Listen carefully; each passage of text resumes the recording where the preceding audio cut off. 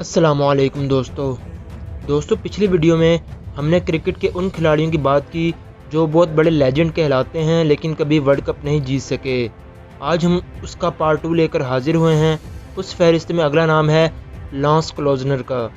Lance Klusener जोलो के लक़ब से जाने जाते थे क्योंकि वो जोलो ज़बान रवानी से बोलते थे। लांस क्लोजनर एक आला पाए के ऑलराउंडर थे। क्लोजनर टेस्ट मैचों के बेहतरीन खिलाड़ी थे, लेकिन सन 1999 के वर्ल्ड कप में उन्होंने एक रोज़ा मैचों में भी अपनी कारकर्दगी का लोहा मनवाया। लेकिन बदकिस्मती से जनूबी अफ्रीका की टीम एक इंतहाई सनसनीखेज सेमीफाइनल मुकाबले के बाद मैच बराबर करने में ही कामयाब हो सका, जो इसकी फ़ाइनल तक रसाई के लिए काफ़ी नहीं था।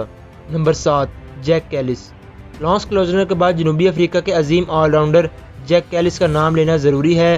कैलिस ने टेस्ट और एक रोज़ा मैचों में रन्स और विकेटों के अंबार लगाए। इन्होंने एक रोज़ा मैचों में 273 विकेटें हासिल की और 11,000 से ज़ायद रन्स बनाए।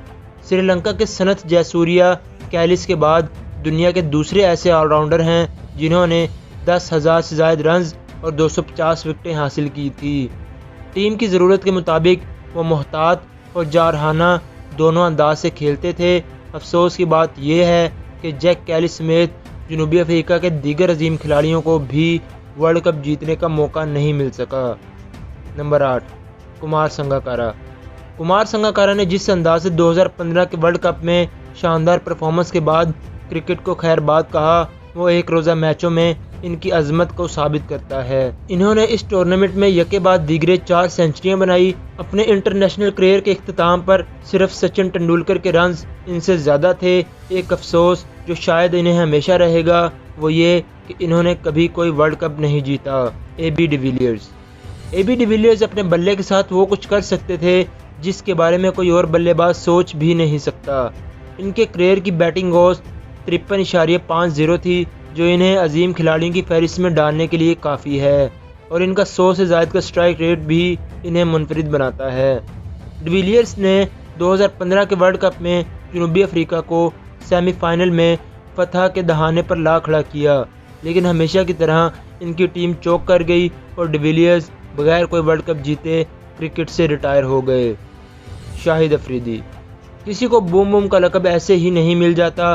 शाहिद अफरीदी ने सन 1996 में अपनी जारहाना बैटिंग के ज़रिए ख़ुद को दुनिया में मुतारफ़ करवाया, लेकिन इनका करियर इस बात का सबूत है कि वो बतौर खिलाड़ी तब्दील हुए हैं। हाँ, वो लंबे छक्के मारते थे और सन 1996 में 37 गेंदों पर तेज़ तरीन सेंचुरी बनाने का रिकॉर्ड बहुत अरसे तक इनके नाम रहा, लेकिन साथ ही वो अपनी लेग स्पिन की बदौलत सबसे ज़्यादा विकेटें लेने वालों की फहरिस्त में 5वें नंबर पर भी हैं।